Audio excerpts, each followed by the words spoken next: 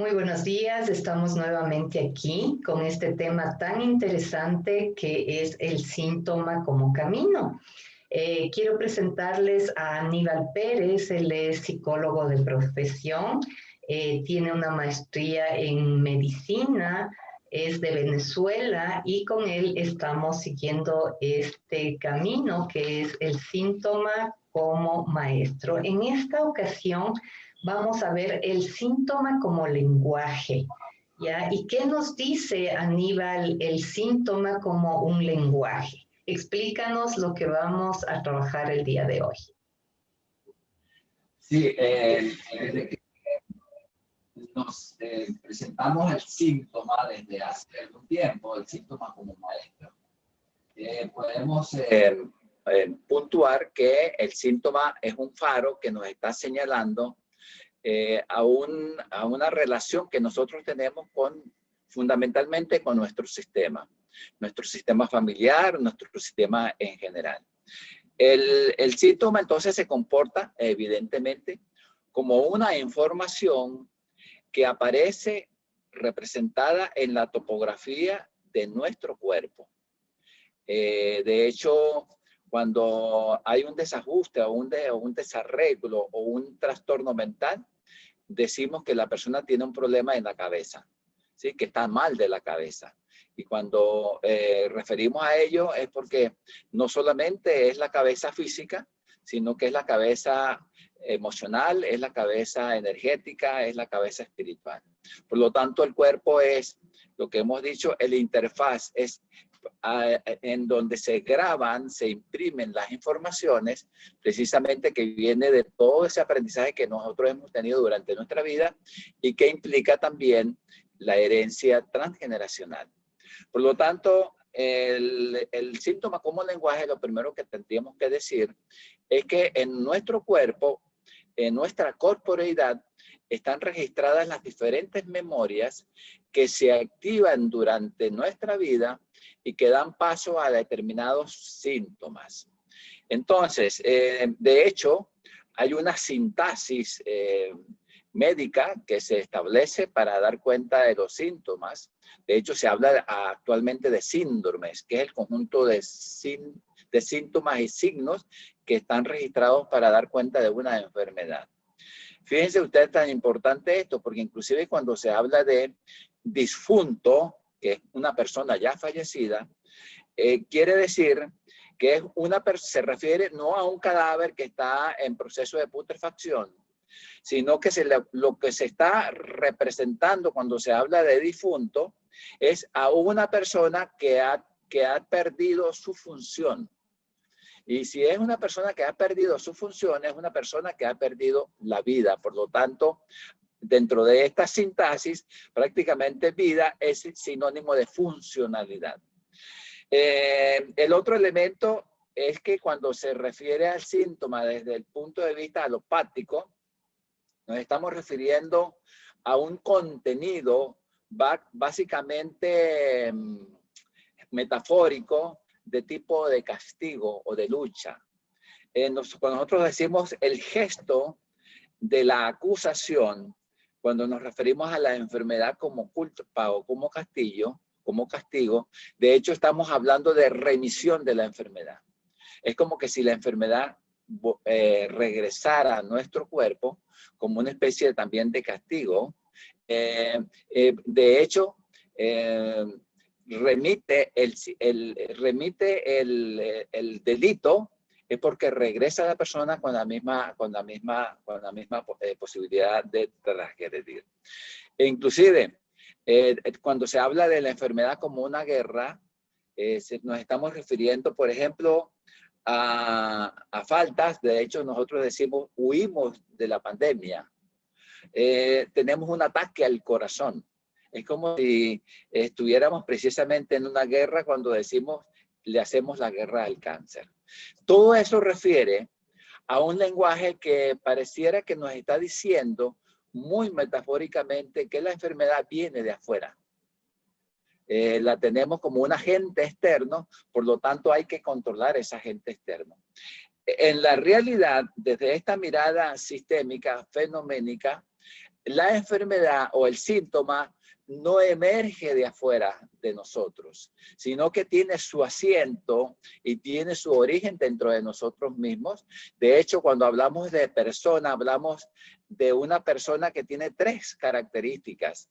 Es único y por eso hablamos de su unicidad. Es singular porque tiene una historia particular. Y es subjetivo porque construye su mapa interno a partir de ese mundo de representación, de información que lo tiene adquirido a partir, no solamente desde que nace, sino desde antes de nacer. De hecho, Bert Hellinger habla de que nosotros fuimos pensados primero por el Creador y luego fuimos pensados por nuestros padres, de que de manera inconsciente nos imprimieron cierta información que es la que nosotros vamos recibiendo. Entonces, dicho esto, este enmarcaje del síntoma como lenguaje, vamos entonces a referirnos ahora el síntoma impreso como lenguaje en nuestro cuerpo. Y para ello, entonces, voy a pasar, digamos, a referirme a las diferentes memorias que tiene a nivel somático o a nivel psicosomático nuestro cuerpo. Antes de ello, me gustaría, Margarita, si tú puedes, por favor, hacer una síntesis de las acostumbradas o de las que nos tienes acostumbradas, que son síntomas, son resúmenes maravillosos que tú haces de lo que uno va diciendo. Bueno, qué gusto, bueno, gracias. En este momentos hemos recibido una gran información. Primeramente es que los humanos a través del lenguaje damos a conocer cuáles son nuestras creencias, nuestros pensamientos, nuestros valores. Y dentro de esto hemos visto que decimos, como tú decías, está mal de la cabeza.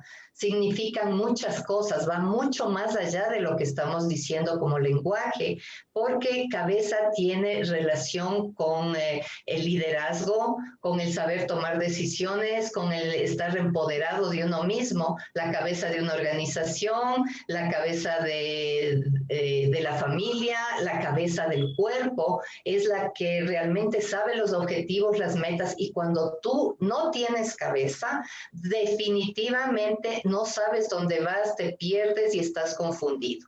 Entonces, el lenguaje marca muchísimo dentro de lo que es el síntoma como camino. Otra cosa es que con el lenguaje decimos cómo miramos o cómo nos relacionamos con los síntomas o síndromes, que son el conjunto de signos y el conjunto de tal vez manifestaciones en nuestro cuerpo. Entonces, a partir de eso, la cultura ha visto a la enfermedad como algo externo, como una amenaza que nos viene a nuestro sistema. Y cuando hay una amenaza, cuando hay una guerra, como la dices tú, nos ponemos a la defensiva, nos armamos y luchamos contra algo externo. Todo el sistema se junta, ya sea el sistema físico, ya sea el sistema familiar, ya sea el sistema cultural, para hacerle una guerra a algo que es externo. A la vez, desde la mirada sistémica, lo que se puede ver es que ciertamente hay ciertos agentes. Sin embargo, cuando el cuerpo está en desequilibrio, ya no hay un centramiento, no hay una calidad de vida, no hay un contento de estar bien con uno mismo y con los demás. Estas situaciones externas se comienzan a manifestar en nuestro organismo y es nuestra responsabilidad hacernos cargo, porque este lenguaje que nos está mandando el síntoma, que se manifiesta en uno de nuestros órganos, en una de nuestras partes del cuerpo, en alguna situación ya corpórea de nosotros mismos, nos está diciendo algo, nos está hablando, y lo importante aquí es conocer ese lenguaje. ¿Qué nos quiere decir? Es como aprender un idioma extranjero, que al principio vamos a escuchar ciertas palabritas, yes, no, ya, si es que es en alemán o algo así. Entonces es aprender a un nuevo idioma, un nuevo lenguaje, de qué nos está queriendo decir este idioma del síntoma como camino para nuestra transformación, para nuestro crecimiento, para nuestro bienestar integral, y que aprendamos de a poco a entender ese lenguaje, porque cuando no le hacemos caso, como dices tú, Aníbal, va a volver ese síntoma, va a volver nuevamente ese mensaje, para ver si nosotros aprendemos a hablar ese lenguaje y que hagamos caso de lo que nos está mostrando. Eso es lo que yo te entendí de todo esto que nos acabas de decir. Bueno, muchas gracias, Margarita. Excelente. Excelente por ese resumen tan claro y tan diáfano que tú nos transmites. Para entrar a las memorias programadas, es decir, a la información que tenemos en nuestro cuerpo, tendríamos que aclarar también que los seres humanos tenemos el patrón